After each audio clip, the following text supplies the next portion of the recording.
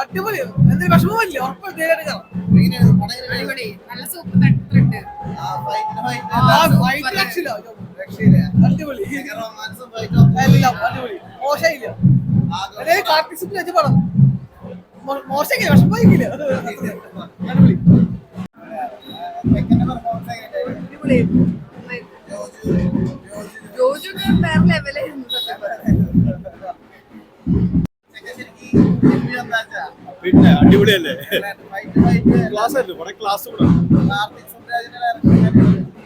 കുഴപ്പമില്ല, നല്ലൊരു പടം. ആളുടെ ഡയറക്ഷൻ എങ്ങനെ മെയിൻറ്റെയിൻ ചെയ്ത് പോയിട്ടുണ്ട്. തിരിച്ചു വന്നു, സന്തോഷം. ഇഷ്ടായി. ചില അണ്ണന്റെ മറ്റേ എന്തിനു പറയാ, എനിക്ക് വാക്കുകളില്ല പറയാ.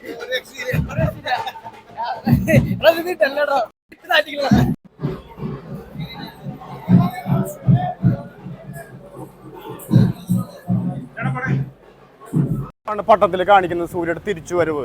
കാരണം ഇവിടുത്തെ ചുണക്കുട്ടികള് ആഗ്രഹിച്ചു പോയൊരു പടം അവർക്ക് തിരിച്ചു കൊടുക്കാൻ പറ്റി. സൂര്യ നമ്മുടെ മുത്ത് കണ്ട് നിൽക്കണണ്ട, പ്രേമം എന്ന ഇതുണ്ട്, എല്ലാം ഒരു ഇണങ്ങിയ കൂട്ടി ഇണങ്ങിയ. അതിൽ കാർത്തിക് സുബ്രാജ് എന്ന് പറയുന്ന ആ വ്യക്തിയുടെ ഒരു സൂര്യനെ തിരിച്ചു തന്ന കഴിവ്, അത് സംവിധാന കഴിവ് തന്നെയാണ്. സൂര്യനെ തിരിച്ചു കൊണ്ടുവന്നതിന്റെ കഴിവ്. അല്ല, രാഷ്ട്രീയം എന്ന് പറഞ്ഞ ഒരു പടം ഫിലിം രാഷ്ട്രീയമായിട്ടും അതിൽ എല്ലാം കൂടി, അതായത് ഒരു സിനിമ എന്ന് ഉദ്ദേശിക്കുന്നത് എന്താ, തുറന്നു പറയുന്ന ഒരു പുസ്തകം പോലെയാണ്. അതുപോലെ തന്നെ പടം ചെയ്തിട്ടുള്ളത് രാഷ്ട്രീയം എല്ലാം കൂട്ടിയാണെങ്കിൽ സംഭവമാണ് പടം ചെയ്തിട്ടുള്ളത്. പെർഫോമൻസ്, അവന്റെ കൈകൾ വർക്കൗട്ട് കണ്ടറിയോ, അത് പ്രൊഫഷണലിസം എന്നൊരു സംഭവം കൂടി അല്ലേ ആഡ് ചെയ്തിട്ട് വർക്കൗട്ട് ചെയ്തിട്ടുണ്ട്. പടത്തിന് വേണ്ടി ഹാർഡ് വർക്ക് ചെയ്തിട്ടുണ്ട് ആള്.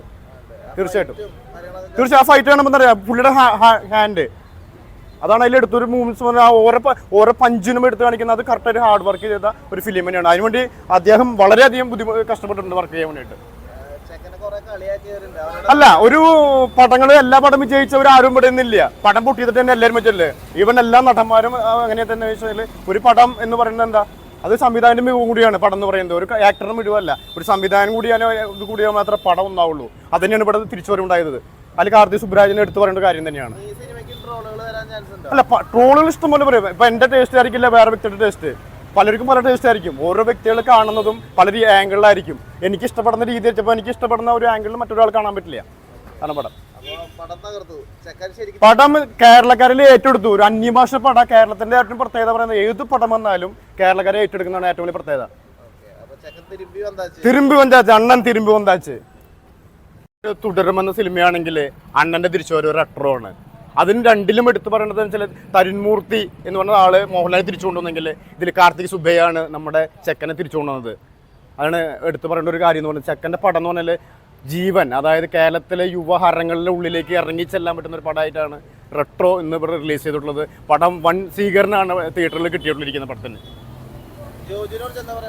അതിൽ എടുത്തു പറയേണ്ട കാര്യം, ഒരു മലയാളം നടന്ന് കിട്ടുന്ന ഒരു ഫാദറിന്റെ ക്യാരക്ടറാണ് അതിൽ പുള്ളി എടുത്തു പറയേണ്ട ക്യാരക്ടർ തന്നെയാണ്. അടിപൊളിയായിട്ട് പുള്ളി ചെയ്തിട്ടുണ്ട്. ഏത് കഥാപാത്രത്തിന് അതിഗംഭീരമായിട്ട് ചെയ്യാൻ പറ്റുന്ന ജോജു പറഞ്ഞ് തെളിയിച്ചിട്ടുള്ളതാണ്. അത് തമിഴിൽ കൂടിയാൽ പുള്ളി തെളിയിച്ചിരിക്കുകയാണ് പടത്തിൽ വേണ്ടിയിട്ട്. ജയറാം നല്ലൊരു കഥാപാത്രം തന്നെ ചെയ്തിട്ടുള്ളതിൽ.